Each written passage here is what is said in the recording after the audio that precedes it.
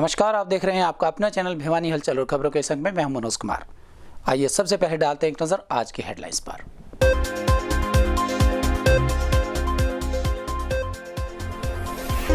वीरवार को भी 93 नए केसेस आने के बाद कुल एक्टिव केसेस की संख्या 483 हो गई है। वहीं 25 कोरोना पॉजिटिव ठीक भी हुए हैं।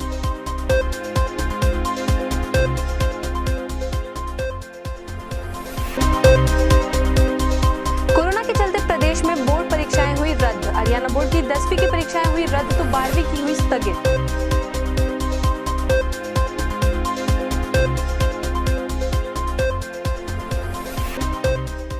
सोलह परिवारों में से 7 का किया मौके पर निपटारा, शेष में जांच के आदेश। एससी आलोक निगम की अध्यक्षता में हुई कष्ट निवारण समिति की बैठक।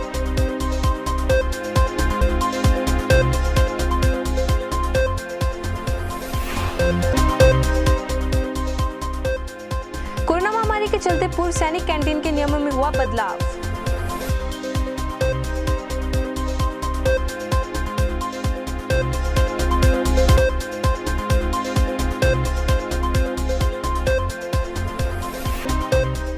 दूसरे ठेकेदार के आने से स्वास्थ्य विभाग के आउटसोर्सिंग कर्मचारियों में नौकरी जाने का भय, पुराने कर्मचारियों को रखे जाने की गई मांग।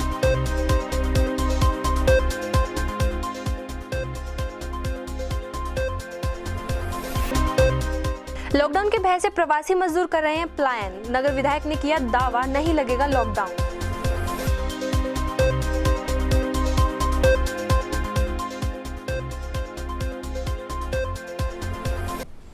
और अब खबरें विस्तार से। कोरोना के बढ़ते हुए कदम रुकने का नाम नहीं ले रहे हैं। वीरवार को भी 93 नए केसेस आने के बाद कुल एक्टिव केसेस की संख्या 483 हो गई है। वहीं 25 कोरोना पॉजिटिव ठीक भी हुए हैं। इस तरह से अब तक आए कुल 7028 केसेस में से 6389 ठीक भी हो चुके हैं। कोरोना के बढ़ते हुए संक्रमण को देखते हुए हरियाणा विद्यालय शिक्षा बोर्ड ने जहां 10वीं की परीक्षाएं रद्द कर दी हैं, वहीं 12वीं की परीक्षाएं स्थगित कर दी गई हैं। शिक्षा बोर्ड अधिकारियों का कहना था कि कोरोना के बढ़ते हुए मामलों को लेकर शिक्षा मंत्री द्वारा यह फैसला लिया गया है। कोरोना के बढ़ते मामलों के चलते सीबीएसई के बाद हरियाणा विद्यालय शिक्षा बोर्ड ने भी परीक्षाओं को लेकर बड़ा फैसला लिया है। हरियाणा बोर्ड ने 10वीं की परीक्षाएं रद्द कर दी हैं, जबकि 12वीं की परीक्षा को स्थगित कर दिया गया है। आपको बता दें कि हरियाणा विद्यालय शिक्षा बोर्ड की 10वीं की परीक्षा 22 अप्रैल से तो 12वीं की परीक्षा 20 अप्रैल से शुरू होनी थी, लेकिन अब हालात की समीक्षा करने के बाद ही 12वीं की परीक्षा की नई तिथियों पर फैसला होगा। वहीं इस बारे में जानकारी देते हुए हरियाणा विद्यालय शिक्षा बोर्ड के चेयरमैन डॉक्टर जगबीर सिंह ने बताया कि शिक्षा मंत्री कंवरपाल गुर्जर ने कोरोना के बढ़ते मामलों को देखते हुए हरियाणा बोर्ड की 10वीं की परीक्षाएं रद्द करने व 12वीं की परीक्षाएं स्थगित करने के आदेश दिए हैं। उन्होंने बताया कि इन परीक्षाओं के स्थगित होने के कारण 6,67,234 परीक्षार्थी प्रभावित होंगे, जिसमें 10वीं के करीब 3.5 लाख, 12वीं के 2.5 लाख तथा 65,000 के करीब ओपन के विद्यार्थी हैं। हरियाणा विद्यालय शिक्षा बोर्ड की वार्षिक परीक्षाएं 12वीं की 20 तारीख से प्रारंभ हो रही थी और 10वीं की 22 अप्रैल से, लेकिन अभी भी जानकारी मिली है कि माननीय शिक्षा मंत्री जी ने घोषणा की है कि 10वीं की परीक्षाएं रद्द की जाती हैं और 12वीं की परीक्षाएं स्थगित की जाती हैं। उनका कहना है कि जिस प्रकार से सीबीएसई ने किया है, बोर्ड, शिक्षा विभाग और बोर्ड उसी के अनुसार कार्रवाई करेंगे। तो सर कहाँ तक सही मानना? बच्चों के हित के लिए जो सरकार ने निर्णय लिया है तो उसको सही मानना चाहिए हमें, क्योंकि पहले बच्चे का हित है। 9th और 11th है तो जान है। 9th और 11th के कर दिए गए सर। हाँ, 9वीं और 11वीं की जो परीक्षा चल रही है वो 17 तारीख को अंतिम परीक्षा है।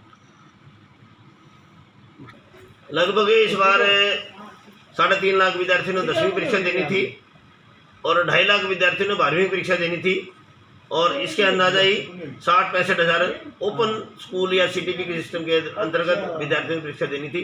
कुल मिलाकर 6,67,234 विद्यार्थियों ने ये परीक्षा देनी थी। वीरवार को स्थानीय पंचायत भवन में जिला लोक संपर्क एवं कष्ट निवारण समिति की बैठक का आयोजन किया गया। लोक निर्माण एवं वास्तुकला विभाग के अतिरिक्त मुख्य सचिव आलोक निगम की अध्यक्षता में हुई इस बैठक में रखे गए परिवादों में से अधिकतर का निपटारा मौके पर ही कर दिया गया और बाकी परिवादों के लिए दिशा निर्देश भी जारी किए गए। लोक निर्माण तथा वास्तुकला विभाग के अतिरिक्त मुख्य सचिव आलोक निगम की अध्यक्षता में वीरवार को स्थानीय पंचायत भवन में जिला लोक संपर्क एवं कष्ट निवारण समिति की बैठक आयोजित हुई।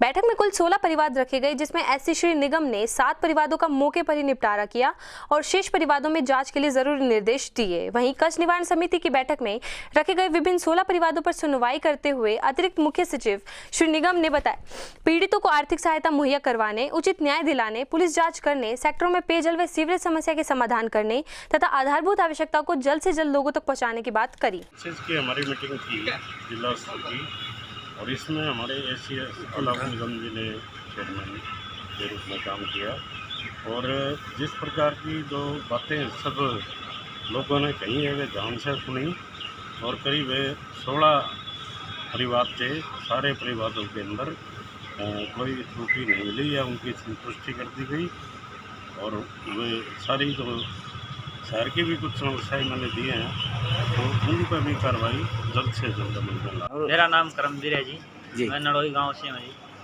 मैंने HDFC बैंक में 3,10,000 रुपये जमा करवाए थे। जमा की रसीद मेरे पास है, मेरे अकाउंट में कोई पैसा नहीं आया अभी तक।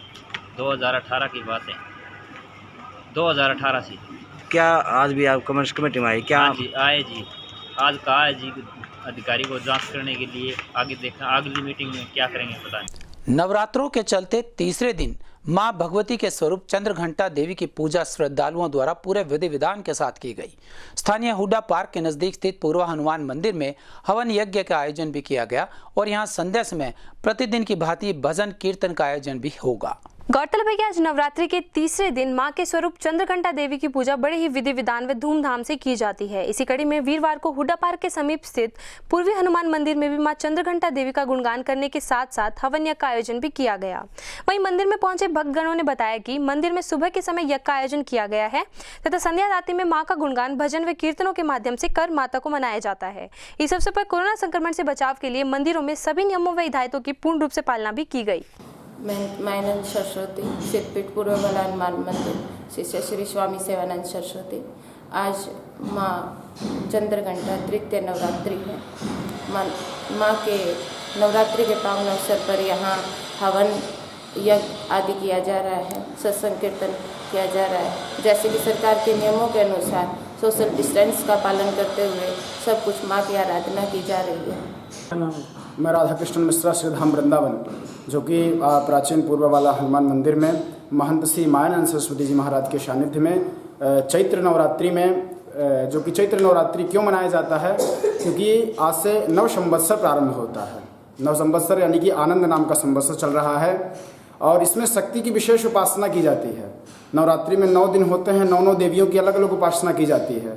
पहले दिन प्रथम शैलपुत्री, दूसरे दिन ब्रह्मचारिणी, तीसरे दिन चंद्रघंटा। आज माँ चंद्रघंटा का दिवस है। चंद्रघंटा माँ का आज पूजन होता है। महाराज जी के आज्ञा अनुसार महाराज जी के सानिध्य में विगत 2 दिनों से यज्ञ प्रतिवर्ष होता है। इस वर्ष भी, हालांकि इस वर्ष डिस्टेंसिंग के साथ हो रहा है, क्योंकि सरकार का जो नियम है, जो सरकार ने जो नियम बनाया है लॉकडाउन आदि की, विशेष परहेज किया जा रहा है। निर्मला देवी, मैं निर्मला देवी पूर्व हनुमान मंदिर में सत्संग करते हैं, हवन करते हैं। महाराज जी के चरणों में महाराज जी का बहुत बहुत आशीर्वाद है हमारा। कोरोना महामारी के चलते पूर्व सैनिक कैंटीन के नियमों में भी बदलाव कर दिया गया है। कर्नल सूरज भान द्वारा दी गई जानकारी में बताया गया कि स्टोर में आने से पहले बुकिंग करवाना आवश्यक होगा, जिसमें दोपहर 9 बजे से लेकर 1 बजे तक करीबन 100 से 150 सैनिकों की बुकिंग की जाएगी और कोविड-19 के नियमों का पूरा पालन सख्ती से किया जाएगा। कोरोना महामारी के बढ़ते प्रकोप को मद्देनजर रखते हुए पूर्व सैनिक कैंटीन भिवानी के मद्देनजर कर्नल सूरज भान ने जानकारी देते हुए बताया कि CSD कैंटीन में आते समय पूर्व सैनिकों को कुछ बातों का ध्यान रखना होगा। सर्वप्रथम रजिस्ट्रेशन करवाकर ही कैंटीन आए। वे 16 अप्रैल से शराब और जनरल स्टोर दोनों के लिए बुकिंग कराना आवश्यक होगा। साथ ही उन्होंने बताया कि कैंटीनों के बिलों का भुगतान केवल ATM के माध्यम से होगा, नगद भुगतान स्वीकार नहीं होगा। वहीं सीनियर सिटीजन अपने आश्रितों का ऑथोरिटी लेटर बनवाएं, जिसमें वे उनका सामान इत्यादि लेकर जा सकें। वे पूर्व सैनिक अपना स्मार्ट कार्ड रिन्यू करवाने के लिए अपना पैन कार्ड साथ लेकर आएं। उन्होंने यह भी बताया कि पूर्व सैनिकों को पुनः सूचित किया जाता है कि कैंटीन में आते समय कोरोना महामारी के सभी नियमों का पालन करें। यदि पूर्व सैनिक महामारी से बचने के उपायों का पालन नहीं करेंगे तो पिछले वर्ष की तरह कैंटीन को बंद भी किया जा सकता है। कोरोना महामारी के चलते हुए अभी कुछ पूर्व सैनिक कैंटीन भिवानी में कि यहाँ पे सामान लेने आ रहे हैं, जो भी हमारे एक्स सर्विसमैन, उनके लिए कुछ नियमों में बदलाव किए गए हैं। ये उनकी खुद की भलाई के और स्टाफ की भलाई के लिए है। इनमें खास करके जैसे अब ये देख रहे हैं कोरोना का प्रकोप बढ़ता जा रहा है, तो हम आपको माध्यम से सभी को जानकारी देना चाहते हैं कि CST कैंटीन में आते समय पूर्व सैनिक के कुछ विशेष बातों का ध्यान रखें। सभी लोग अपना रजिस्ट्रेशन करवा के कैंटीन में आएं। सभी आदमी मास्क का इस्तेमाल करें। आपसी दूरी 2 गज की बना के रखें और कोई पैनिक में ना आए कि वो आए हैं उनको सामान नहीं मिलेगा। हम 100% कोशिश करेंगे कि शाम होते होते सभी को सामान देके ही भेजेंगे। कोई सीनियर सिटीजन या महिला जिसका रजिस्ट्रेशन नहीं हुआ है, दूर से आया है, तो उसको भी हम टोकन दे करके सीनियर सिटीजन को उसको भी सामान दे के भेजेंगे। दूसरी एक ज़रूरत अब ये पड़ी है कि अब जितने स्मार्ट कार्ड होल्डर हैं कैंटीन के, उनके स्मार्ट कार्ड जब वो अपडेट करवाने आते हैं तो अपना एक पैन कार्ड साथ में लेके आए। पैन कार्ड साथ में लिंक करवाना आवश्यक हो गया है। अगर वो अगस्त महीने अगले महीने तक उन्होंने अगर पैन कार्ड अपना लिंक नहीं करवाया तो 2-4 बिलिंग के बावजूद में उनका स्मार्ट कार्ड बंद हो जाएगा। इसलिए अपना पैन कार्ड साथ में लेकर के आएँ, वो भी उसके साथ लिंक करवाएं। जो महिला या सीनियर सिटीजन ज़्यादा उम्र हो गई है तो उनसे ये भी आग्रह है कि वो अपने आश्रितों का अथॉरिटी लेटर बनवा के दे दें ताकि उनका सामान वो लेके जा सकें और उनको ये तकलीफ ना हो। निजी स्कूल संचालकों ने सरकार द्वारा हाल ही में दिए गए निर्णय 1ली से 8वीं कक्षा तक के विद्यालयों को बंद किए जाने का एक बार फिर पुरजोर विरोध किया है। स्थानीय हुड्डा पार्क के सामने एकत्रित होकर प्रदेश अध्यक्ष राम अवतार शर्मा की अगुवाई में उपायुक्त कार्यालय तक पहुंचकर एक ज्ञापन भी उन्हें सौंपा गया। वीरवार को स्थानीय हुड्डा पार्क में भिवानी के सभी निजी स्कूलों द्वारा एकत्रित होकर हुड्डा पार्क से लेकर डीसी ऑफिस तक स्कूल बसों के द्वारा रोष प्रदर्शन करते हुए डीसी कार्यालय पहुंचे। वे अपनी विभिन्न मांगों की पूर्ति हेतु उपायुक्त को ज्ञापन भी सौंपा। आपको बता दें कि मिडिल कक्षा तक स्कूल बंद रखने के आदेश के खिलाफ यह रोष प्रदर्शन किया गया है। वहीं प्राइवेट स्कूल वेलफेयर एसोसिएशन के प्रदेश अध्यक्ष राम अवतार शर्मा ने बताया कि कोरोना के नाम पर स्कूल बंद होने से समाज की संपूर्ण शिक्षा व्यवस्था के तहस नहस होने के साथ साथ प्राइवेट स्कूलों के स्टाफ की आर्थिक व्यवस्था भी बर्बाद हो गई है, जिस कारण उन्हें अनेकों परेशानियों का सामना करना पड़ रहा है। साथ ही स्कूल की अन्य प्रॉपर्टी में भी स्कूल बंद होने की वजह से काफी नुकसान हो रहा है। देखो, private school welfare association Haryana ने आज प्रदेश स्तर पर हमारे हर डिस्ट्रिक्ट वाइज हम डीएम को हमारी प्राइवेट स्कूलों की जो बसें हैं उनकी हम किस्तें नहीं भर पा रहे, हमारे स्कूल बंद होने की वजह से उनकी हम EMI नहीं दे पा रहे, तो वो बसों की चाबियां हम आज डीएम साहब को सौंपेंगे और एक मुख्यमंत्री जी के नाम भी ज्ञापन देंगे कि सबसे पहले इस कोरोना की मारी इन प्राइवेट स्कूलों पर क्यों। हरियाणा में सभी व्यापार चल रहे हैं, सभी व्यापार खुल रहे हैं, सभी संस्थाएं खुल रही हैं। 1ली से 8वीं तक के बच्चे को कोरोना होगा क्या? एक तरफ तो सरकार रैलियां कर रही है, आज भी भिवानी में ग्रीवेंसेस की मीटिंग चल रही है, भीड़ भाड़ तो वहां भी है। तो सबसे पहले सरकार अपने कार्यक्रमों को कैंसिल करे, उनको खत्म करे। बाकी प्राइवेट स्कूलों की तरफ हमेशा से ये है कि पहले प्राइवेट स्कूल का नंबर आता है कि जब भी कोरोना का कोई मामला आता है तो प्राइवेट स्कूलों को बंद किया जाता है। हम इसकी निंदा करते हैं और सरकार से आग्रह करते हैं कि इन प्राइवेट स्कूलों को अगर जीवित रखना है, हरियाणा की एजुकेशन को जीवित रखना है, अगर बच्चे को पढ़ाना है तो इन प्राइवेट स्कूलों को खोलना होगा। आउटसोर्सिंग के तहत लगे हुए स्वास्थ्य कर्मियों ने नौकरी जाने का भय लगातार बना हुआ है। गौरतलब है कि अप्रैल माह से नया टेंडर शुरू हो गया है और ठेकेदार द्वारा नए कर्मचारियों की भर्ती किए जाने को लेकर उन्हें नौकरी से हटाया जा सकता है।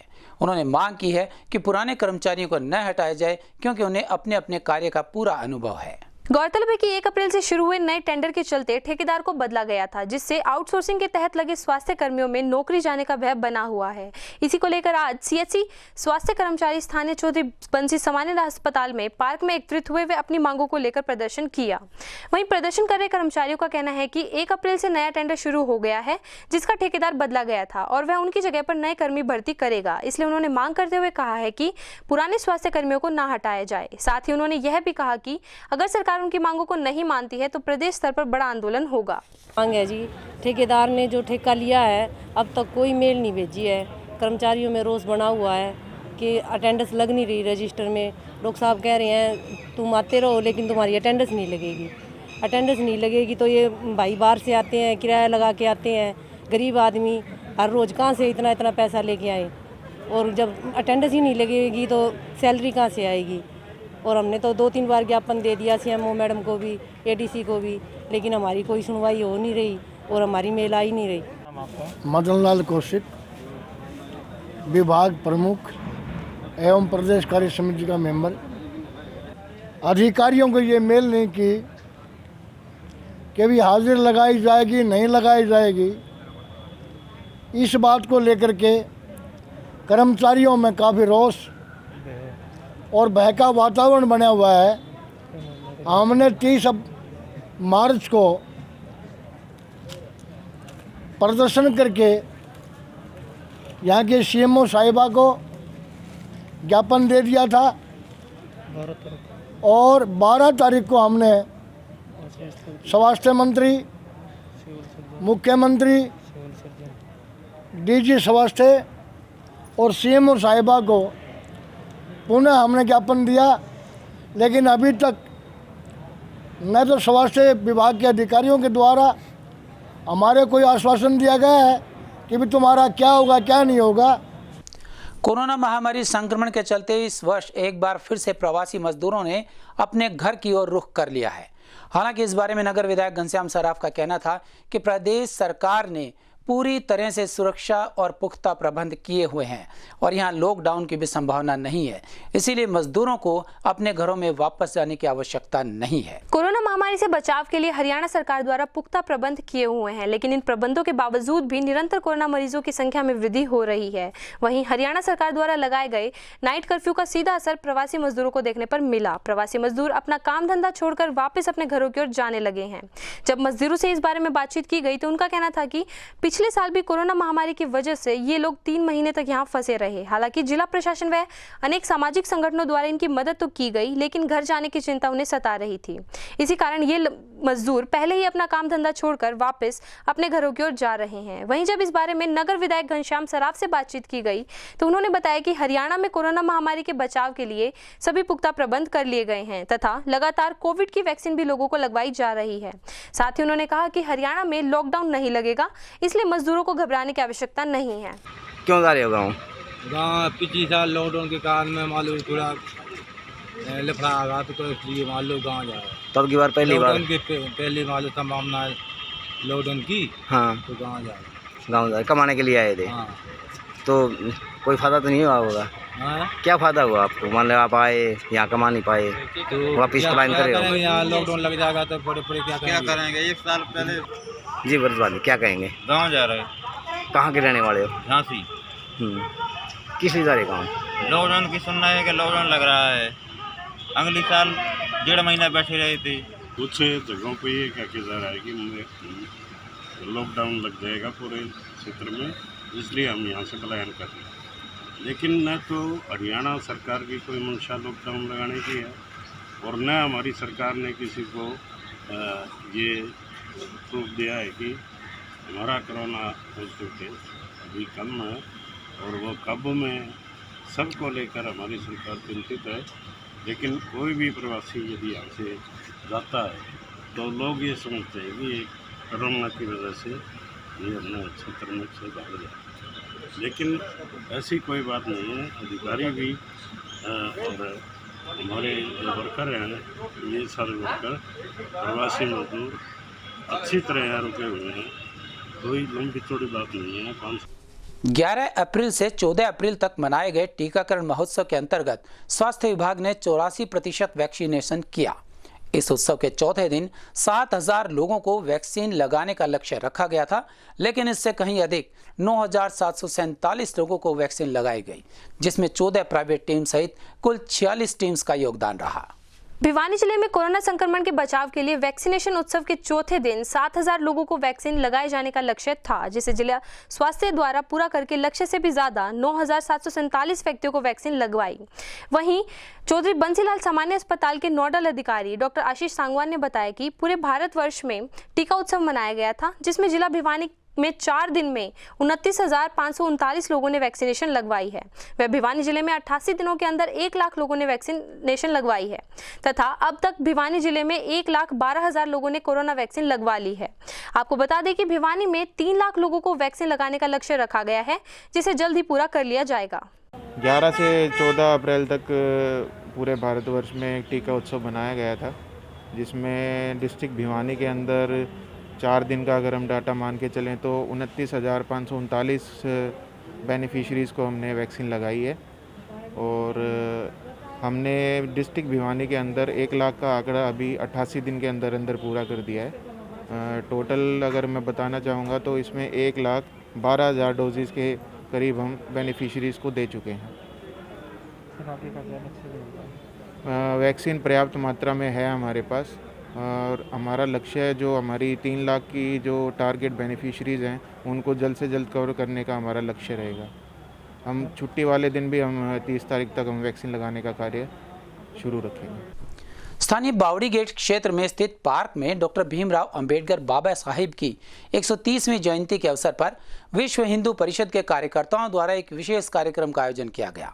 इस कार्यक्रम में बाबा साहिब के चित्र पर पुष्प अर्पित किए गए और उनके जीवन पर प्रकाश भी डाला गया। ऐसा है, बाबा साहेब भीमराव अंबेडकर जी का जन्म जयंती हर साल सामाजिक समरसता के तहत मनाई जाती है और विश्व हिंदू परिषद तो हर जिस भी महात्मा की जयंती आती है उसको बड़ी धूमधाम से मनाते हैं। आज यहाँ जैन चौक में इस पार्क के अंदर हमारे विश्व हिंदू परिषद के सामाजिक समरसता प्रमुख भाई अशोक बिडलाल जी ने इसका आयोजन किया है। तो इसमें सभी विश्व हिंदू परिषद और बजरंग दल के और अन्य कार्यकर्ता शहर के गणमान्य नागरिक इकट्ठे हुए हैं। और मेरा नाम अशोक बिडलाल है, डॉक्टर जी। मैं विश्व हिंदू परिषद में सह समरसता प्रमुख हूँ शहर का। आज बाबा साहब की जयंती मनाई जा रही है। बाबा साहब की जयंती के थ्रू हम समाज को एक संदेश देना चाहते हैं कि हम सबको जो हमें मिल के रहना चाहिए। इस देश से जो जाति व्यवस्था का जो सिस्टम बना हुआ है उसको ख़त्म करना है।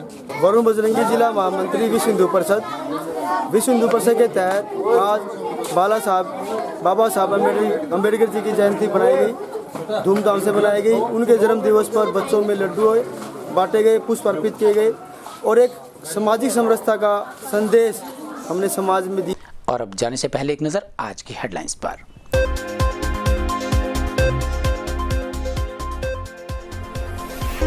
वीरवार को भी 93 नए केसेस आने के बाद कुल एक्टिव केसेस की संख्या 483 हो गई है। वहीं 25 कोरोना पॉजिटिव ठीक भी हुए हैं।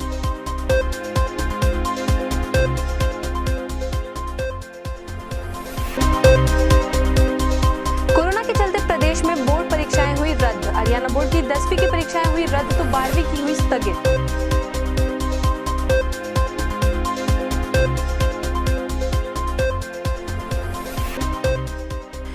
परिवादों में से 7 का किया मौके पर निपटारा, शेष में जांच के आदेश। एससी आलोक निगम की अध्यक्षता में हुई कष्ट निवारण समिति की बैठक।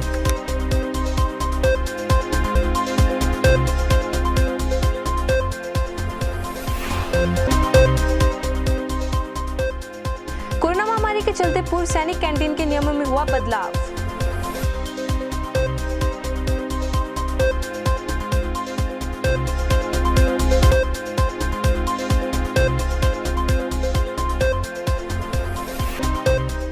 दूसरे ठेकेदार के आने से स्वास्थ्य विभाग के आउटसोर्सिंग कर्मचारियों में नौकरी जाने का भय। पुराने कर्मचारियों को रखे जाने की गई मांग।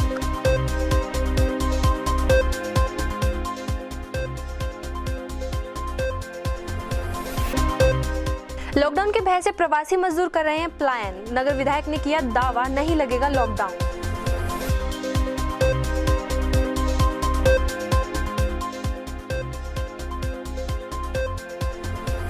हमारे इस अंक में बस इतना ही। अगले अंक के लिए देखते रहिएगा आपका अपना चैनल भिवानी हलचल।